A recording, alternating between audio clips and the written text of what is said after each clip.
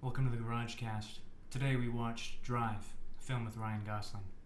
It's a very good film. If you haven't seen it, I recommend you find some way to watch it right now. I think you should sit down, put Drive into your TV somehow. Enjoy it. Do you understand? Do you understand? So what did you think of the movie, Cameron? Very nice. It was good. I really enjoyed it. For my second time watching it, it was even better. Yeah, it's a good movie. Oh, Today, we have Jensen with us. We have a special guest, Jensen. Take your shades off. You're wearing Take your glasses. shades You're wearing sunglasses inside. I know. Exposure to the light. He's a vampire. Yeah. So this is one of my favorite movies of like all time. Like I fucking love this movie. This movie is a fucking bop. That being said, I would like to have you all rate it on a scale of 1 to 10 to start this podcast. Okay, let's start with Cameron.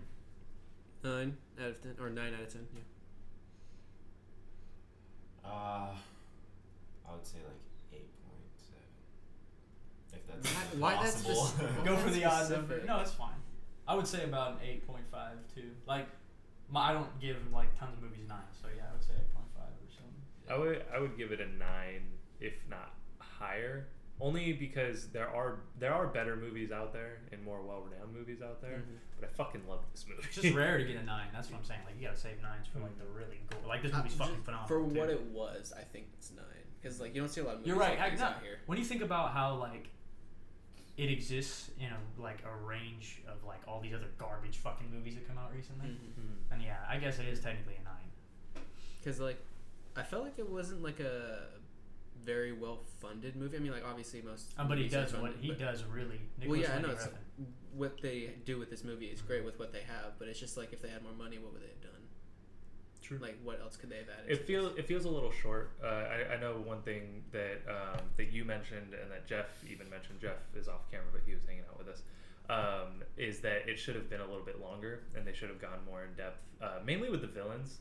The villains aren't super developed. Yeah. They're still good. Like they're still good villains. They're just not super developed.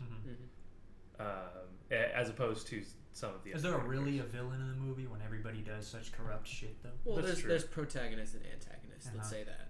Exactly. Well, okay. With that, what he just said about is there really any villains? Let's get into the fucking character, the driver, who also doesn't actually have a name in the script. Big old Ryan Gosling. Ryan Gosling. He's in the script. His name is just Driver, which I think is kind of cool. You can also recognize him by the scorpion on his jacket. Yes.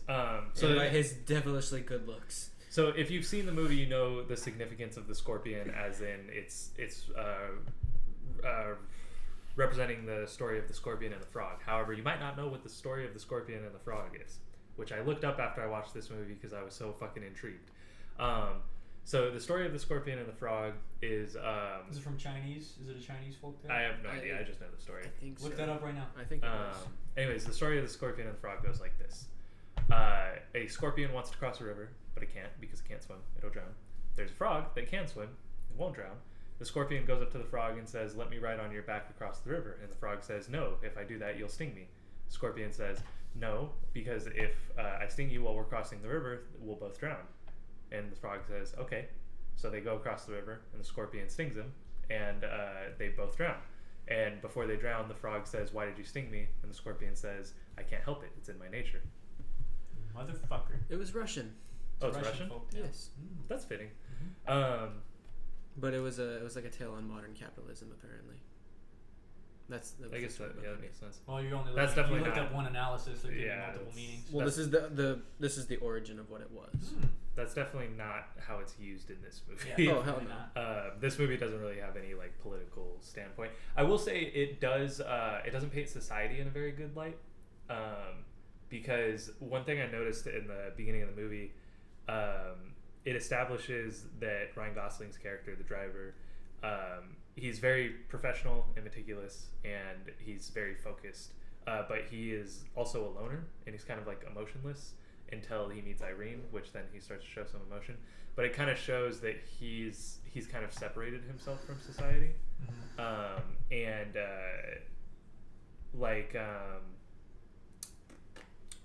like for example, in the first chase scene, you would expect him to, in a heist movie. I mean, in this movie, obviously, he says he's not gonna carry a gun. He's not gonna sit in on the meetings. He He's just not gonna, drives. Yeah, and that's what I mean is he separates himself from it, which in a way is also him separating himself from the criminal underworld that he's a part of, because he doesn't like to think of himself as a criminal. Mm-hmm. You can tell that throughout the movie. He likes to think of himself as a good guy. There's my favorite scene in one With of him, my, the little boy. yeah, one of my favorite scenes in the movie is when him and Benicio are sitting on the couch and they're watching a cartoon, and they don't even show the cartoon, but they're watching probably due to budgets. But they're watching a cartoon, and then the driver says, "Is that a bad guy?" And Benicio says yes, and then the driver says, "How can you tell?" And then the Benicio says, "Because he's a shark." And then the driver says, I forget exactly what he says, but eventually he says, "There's no good sharks."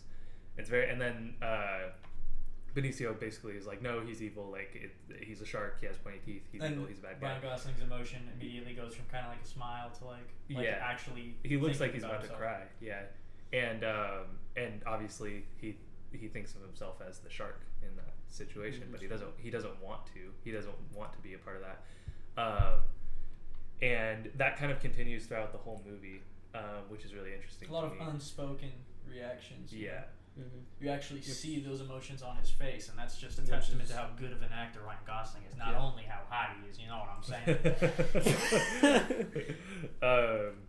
Thank you for that. No problem. But, Somebody had to. I took the fall. I already Oh, said you it. did? I was gonna eventually say it. Okay, we'll cut that out so you guys can say it instead. No, it's in. Okay. I'll just say he's hot right now. Thank you. Yeah. So, is there anything else you guys want? Oh, to well, talk first of all, about? we're just gonna talk about. Like, I just want to mention like how similar it is to like. You've seen Blade Runner. Yes. Okay. Have you seen any like old noir films? Have Have you played L.A. Noir? I wanted to. It's actually a but pretty no, good I game. haven't.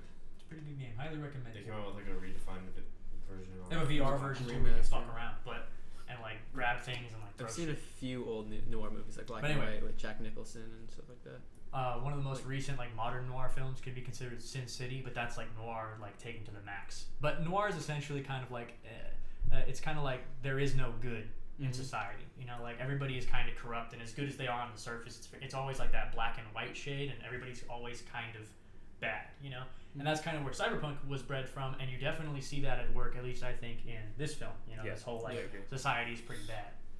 So You said cyberpunk and he just whispered Keanu Reeves to me. Yeah, seriously though, I'm excited. Cyberpunk. Back to drive. Back to drive. But that's the whole like aesthetic of this movie reminds me a lot of like a lot of ideals that cyberpunk has in a neon glow. Yeah, I agree. However, I think that it's using it in a way Completely to different.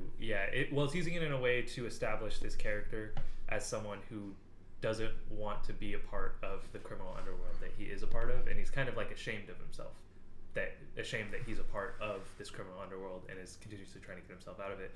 And when he does bad things, you'll notice his motivations later in the film, after he gets close with Irene and Benicio, it's all them. He's doing everything for them. He never does anything for anybody else except for them. And he even like you see him being like in the beginning of the film, and for most of the like first half of the film until shit starts to go sideways, he's very like calm, cool, and collected in like every situation. The first time that we really see him start to have like a actual like normal human reaction during the to something. gunfight in the motel. No, actually, No, before that. the pawn shop. Yeah. Oh yeah, Because like that's when he where freaks like, out when the dude gets shot. Yeah. Because like if you notice, like he like goes for the wheel, but then he kind of like moves out of the way to go for the door as well, and then eventually he does step out the door because he was gonna try and go help Yeah. Standard. So I What actually did you do? I was about to set it right here, and then I was like, ah! I put it back. Be careful with the electronics. I'm actually gonna move this microphone over a little bit. Yeah, so I can hear you. That was probably a little ear rape. Sorry. That's okay. But yeah, so that scene, I'm glad you brought that up because that's what I was going to talk about. Then later in the hotel, like the scene immediately after that, he says to the girl, he's like, "You just got a little boy's father killed." So you see where his mind is at. Yeah. He doesn't care about Standard, I think was his name. Yeah, he doesn't give a shit about him. He Cares about his family. Yeah, he's like, "You just got a little boy's father killed." He's thinking Benicio now has to grow up without a dad. That's what he cares about. and that's what's really interesting to me about his character is the things that he cares about. Kind of already was. Yeah. He kind of was growing up without a dad, and then came back for a few days. Yeah. Then lost him. That's what I really like. There's that whole awkward dynamic between his father and the kid and the whole family. It's very awkward, you know. I kind of wish that the father's character was developed a little bit more, and I know that's not what the movie is about, but it would have been more interesting. And Same with the villains. Yeah, but his death is more important for Driver than it is for the him. family. Yeah, it may this film is shown from the driver's perspective, which is Ryan Gosling's character. Again, he doesn't have a name. It's shown from the driver's perspective, so everything we see from his point of view, and the way that he would not literally like it's like not a GoPro on his head, but it's the way that we see things and the way that things are like important to the story are things that are important to the driver. Standard's death isn't important to the audience, and his character isn't developed to the audience because his death isn't important to the driver, and it's not important to us. Yeah, his character isn't important to the driver, so it doesn't go to it doesn't matter, you know. That being said, it would have been a little more. No, because I was just trying to stare at him awkwardly, but I realized I was cutting you off. So you were saying there's probably gonna be a moment where I sneak in. That being said, it was a little more. I don't know. His character just could have been developed more, I guess. Of course. But I understand why it wasn't. There was a purpose to it. Yeah, because it's not important to the character. Yeah. To the Scorpion. Yeah.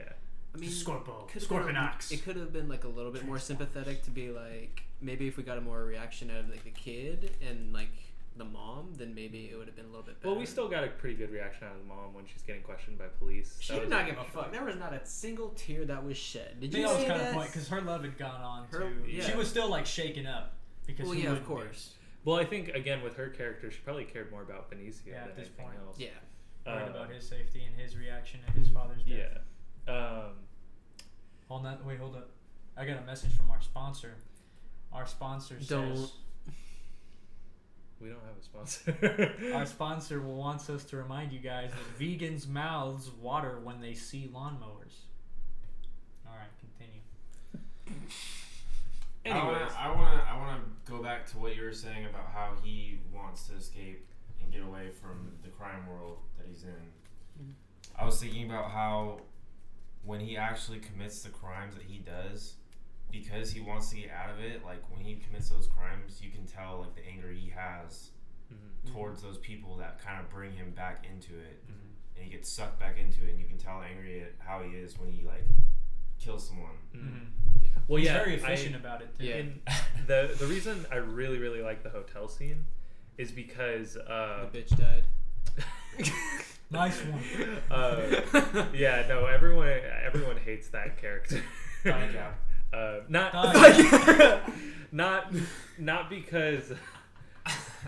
Not because Relax, you're cutting off Louis with your laughs. You're just going. Calm down, it's gonna be okay. Not because she's not a well-written character, but more so just because she's the reason. She's a well-written character, and we hate her because of how she's written. You know, like we're supposed to hate her. We're supposed to hate her character. Yeah. Yes, that's how and it was well written for that reason. Yes. And we don't even get it. It's not like she talks or anything. We just hate her because of what we know. Yeah, For what she what does. did. For yeah. what happened. It's not like she says anything that we hate her for. It's Yeah. just like the girl that acts like, oh yeah, this is why we hate her, because Yeah. she immediately is like, Yeah. you know what I'm saying? Exactly. But anyways, the reason I like the hotel scene so much is because right before, so there's a shot which a lot of times I don't like slow motion in movies just because it takes me out of it. Typically, when slow motion gets used in the movie. Plus, if you're high, it's just like walking through like a million miles of fucking glass. Anyway, I can't relate. So weed, what's that? the slow motion in this movie I feel like was used really really well, and specifically in the hotel scene when right before the guy's gonna break down the door and the other guy's coming in the window in the bathroom, we get this shot that I assume is in slow motion. It might have just been a really long shot of him standing really still, but it looked like it was in slow motion. I think it was. Just Yeah. slightly. I think it was the one where she's about to get shot and then he's like walking towards the window. Yeah. No. I'm talking about when Ryan Gosling is against the wall and he already put the mattress on the thing. Yeah. He's like sitting there and he's And he freaking looks out. terrified. Yeah, freaking out. He looks fucking terrified. That whole thing kind of felt slow. Like, if you think about it. Because, like, when adrenaline kicks in, you know, the adrenaline's kicking in for him, time slows true, down. yeah. He looked terrified, but like he looked like he knew what he had to do. That's the point. I'm glad you said that. Yeah. I'm glad you said that. That's the point I'm trying to make. Boom. So Key point. he so he looks terrified, but as an audience, as an audience, we know what he's capable of. You know, at this point, it's already apparent. Yeah, we already know that he'll have no problem handling two guys unarmed. You know, when especially in close quarters. I mean. And so we know that he doesn't really have anything to be afraid of. So why does he look terrified? Because he knows this is about to pull him back into life and separate him and Irene and Benicio, and also endanger them. Mm-hmm. That's what he's scared. That's why he's scared. He has no fear for himself. And that goes back to what I was saying about. Once you have something to fight for, you know, that's when fear becomes real. You know. Yeah. He's not because the thing is like. I think if it weren't for them, he could, you know, he was ready to face his death. He would have been fine with it. If they came in, but I mean, if they came in and he thought he was going to die, he'd be like, okay, I guess so. But if he dies, Irene and Benicio might die too because they have no one left to protect them, you know? Anyways, I really fucking like this movie. And it's very subtle, you know, you see it. That's what I'm trying to say. He's like super, wait, I don't know if we were going to say the same thing. Maybe. I'll say it real quick. No, you go. All the important, like, emotional things are unspoken in the movie. You know, we see it right on Ryan Gosling. It's very just simple facial expressions that like send are that done message. really well. You know, Don't touch sweating when he's sweating hella hard after when he's fucking calling Nino. And he's shaking. And you can hear his voice is shaky, like he's so angry that So when his body heat's warming up. Shut the fuck up, Cam. We're both He's talking. complaining. Jensen's get a pass. Jensen gets a pass. He moved the mic. God damn it, because I was too close. Anyway, I was leaning in. What were you gonna say? That. Fuck. Emotions. I was gonna say. Oh, driver. take it back. Emotions, facial expressions. Yeah, it was basically that. How like simple. They don't share a lot of experiences about him that like basically give context of why he is the way he is. We just know. You just know that like based off of his facial expressions and the little like cut scenes where it just focuses on his face, and then like cinematically, it's very good. It's very well done. Yes. Well, they kind of key into what his character's like right at the beginning. When like one of the first things that a character actually says to him is Bryan Cranston's character Shannon. When they're walking through the garage and he's talking about the Chevy Impala that he's going to drive for this particular job. He says it's the most popular car in California, and then the last thing he says is no one's going to be looking at you, which is exactly what he wants. He doesn't want to be involved with these people. He doesn't want these people to know anything about him. He doesn't want to be associated with these people. And like that scene in the diner, it's a really short scene, but the scene in the diner where that guy comes up to him and he's like, "Hey, I remember you. We did a job together." And then he's like, "Fucking kill you." Yeah, he literally leans in and he's like, "Here's what's gonna happen. You're gonna shut your mouth, or I'm gonna kick your teeth down your throat, and I'm gonna shut it for you." There's some acting right there, and because you were tuned into it. And But his eye, he never blinked. He never took it off of doesn't him blink. either. He literally stared him down the entire time until he walked That was like away. We were talking about that the whole time. I fucking love that scene. I fucking love this whole fucking movie. And even after he Shows walks how away, serious he is. Yeah, of course. Matter. And that's also when if I'm correct, that's like not right after, but shortly after we get the scene where him and Irene drive through the LA River, and you get to see that they start to have a connection, and then that's what he starts to And the care about. song is playing, and you're a real human being, and he's grabbing the clutch, and he's like, yeah. And So she's like, also that song. She's like, I wish I was that. yeah, I wish I was the clutch. That song is very relevant to his character too, because it's the chorus. You said it was an OST. It was part of it. It was made for the movie. Yeah. I might be wrong, but I'm like 95% sure that song was extremely made for the fitting. movie. So. Yeah. But the chorus that just repeats over and over again, and normally I'd find it annoying, but it's because it's trying to drive home this point that he wants to be a real human being and a real hero. He wants to be that. Beautiful. And Wow, that's we why should they start an just- acapella, guys. Holy fuck. That's why they just repeat it over and over and over, because that's what he wants. He wants to be a real human. That's what he wants. How he wants Irene to envision him. He also wants to be. that connection like Yeah. a real human being does. You know? But then at the same time, It was it's original. it's kind of a juxtaposition of he wants Irene to think of him like that, but also with all these connections that he has to the criminal underworld, he Can't. He can't, but he also like goes off if anybody threatens them or is a danger to them or does anything that He could becomes endanger the them. violent monster that he doesn't want to be. Which brings us to the elevator scene. Yeah, which is pretty Ooh. sexy. I want to mention all the quadrant things before we come to that. Throughout the film, there's actually a video by a really famous YouTuber. I can't remember what it was called, but he actually mentions where he studies the different quadrants and whatnot of like this, because this film uses like a 4-quadrant thing where there's like it's like a plus written in the screen. You know what I'm saying? So you have upper left, upper right. Wait, I'm doing it from the perspective of the camera. Upper right, upper left, bottom left, bottom right. There you Oh, go. God damn! Holy shit, that was hard. My brain's on fire. But anyway, It's just really hot in here. there are specific scenes and small like story beats that we can instantly identify just based on which character is in what frame. You know what I mean? Ryan Gosling is in the farthest frame, directly opposite of her character, which is the top left if he's in bottom right. Whatever, right? And and that kind of shows the distance between those two characters, you know. And then as the movie progresses, they slowly start to become closer and closer to the same. What's going on? Huh? They slowly start to become closer and closer. What are you laughing at? What's going on?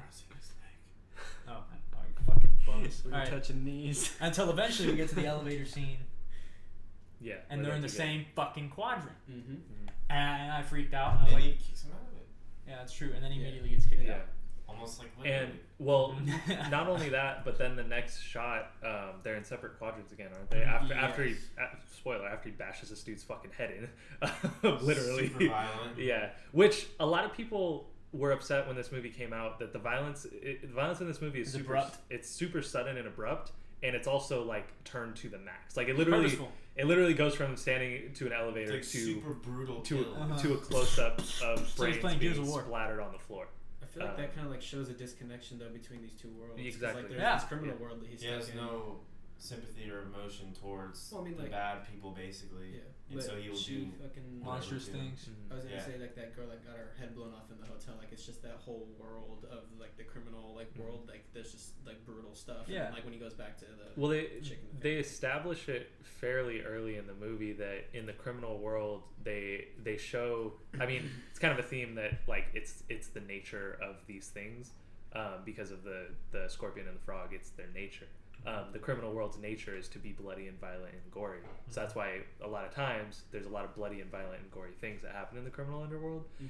And this other world that he's a part of is not. Which also I want to mention. The lighting. If you rewatch the movie and watch the lighting and pay attention to the lighting and the colors, a lot of times when there's crimes and stuff Dark. happening, it's very dark. Gritty. It's gritty. It's a lot of blues and reds. In the daytime scenes, and then specifically when he's with Irene, it's a lot of oranges and yellows, and it's really bright too. One thing that I noticed the first time I watched this movie is, especially in the scene where he's driving with Irene in the LA River, like towards the beginning of the movie, they have a lot of the shots and the colors and the way that either the way that they color graded it or the way that they filmed it.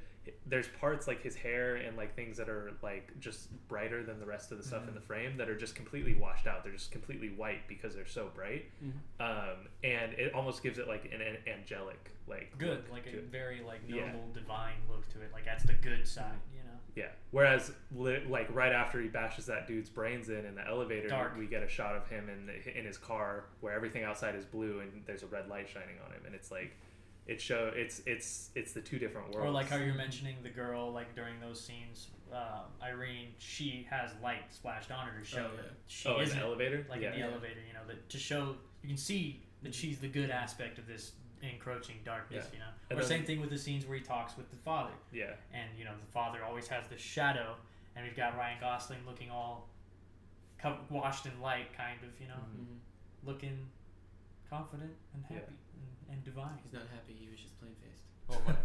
But he looks like the good figure is what I'm trying to Yes. say.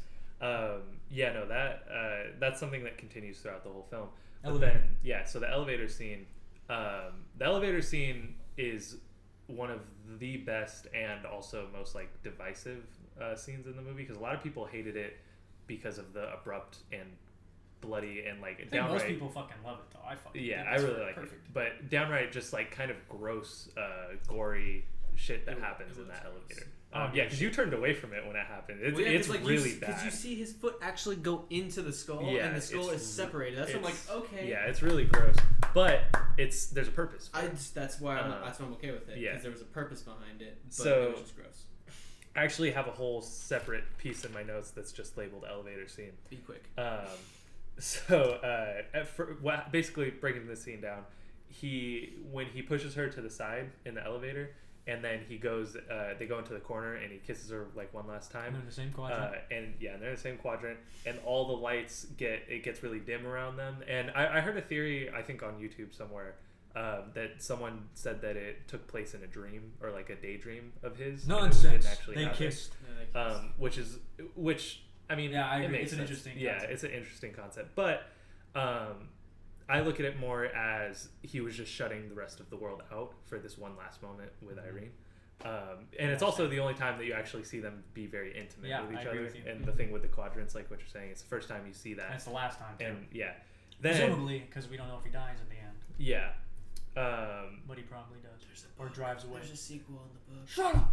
and then Book doesn't. There's no such thing as a book. then as soon as he the lights let up, and as soon as he's done, you can see one of the things that I noticed upon this time watching it, because I was looking out for stuff, was Irene looks really, really happy after that, and you see his face, he's happy for a second, and then he knows what he has to do, and you see the emotion go from his face, and he becomes really angry. He does a classic like actor thing where they're squeezing their teeth together, and then you can see the muscles in their jaws tensing up, because it just makes you look really angry.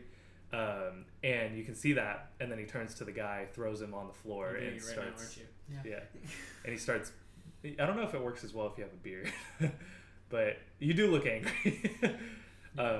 But he he I'm angry. he throws him on the floor and bashes his brains in, and then you see while he's stomping on him still, the very first shot that we get that's separate from that long take of him throwing him into the wall, and then throwing him on the ground. The very next shot that we get, I think, is the shot of his back with the scorpion, because it's in his nature. He's the scorpion. And that was the main thing in the entire fucking Yeah. frame. It's also in a quadrant. That might have been at the end of when he was done bashing. It's also It in the upper happens left twice. That quadrant. happens at the end too. I remember it being at the end. So. Yeah, it's significant at the end too. So he does that, and then also the reason he snaps so hard there, because we don't see him do anything that violent before that, except for the hotel scene. Because that's she's out in of danger. necessity. Yeah, that's how he literally just stabs it in the hotel scene. He stabs the guy in the chest, and then he shoots That's the still other guy. pretty gruesome. But he didn't Like, have it no was other quick. option. It was, Yeah. And it wasn't a. I mean, like It wasn't excessive. yeah.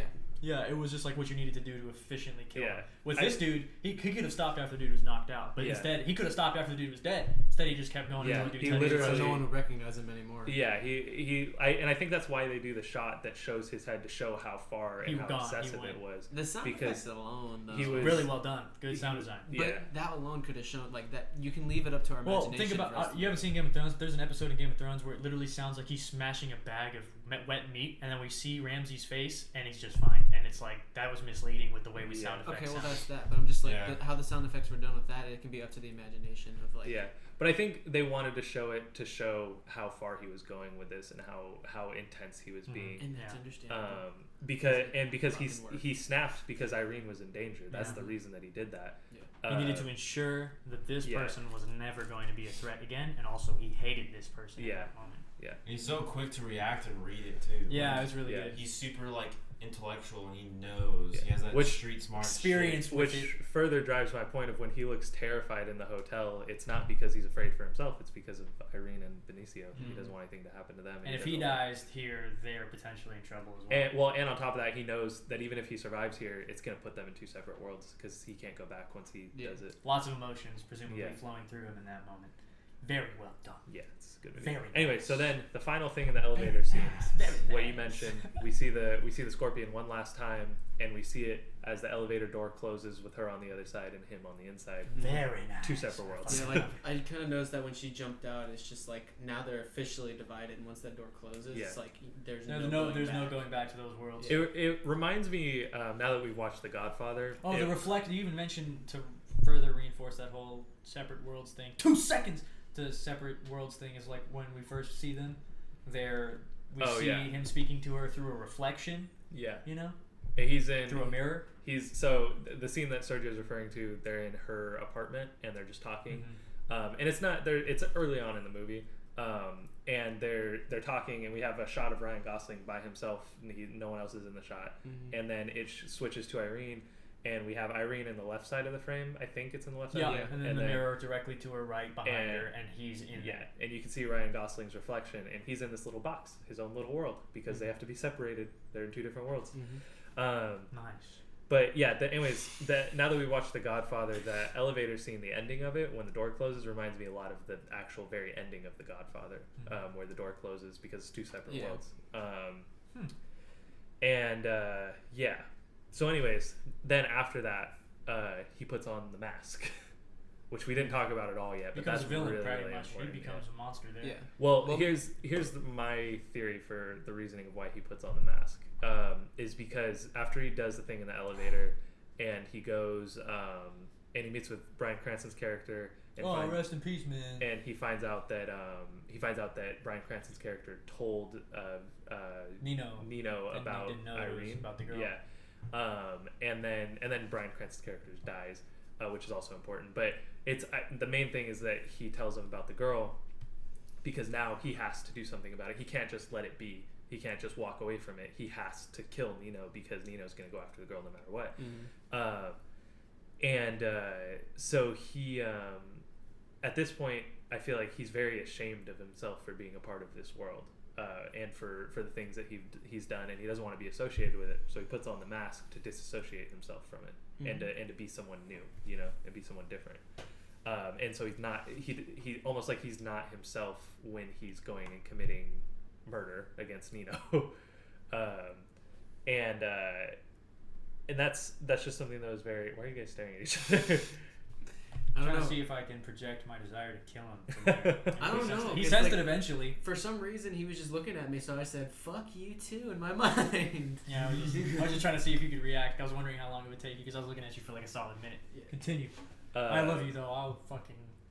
And so basically, what I'm getting at with the mask is that tying it back into that scene where he's sitting with Benicio on the couch and they're talking about the cartoon, and he says, "Are there any good sharks?"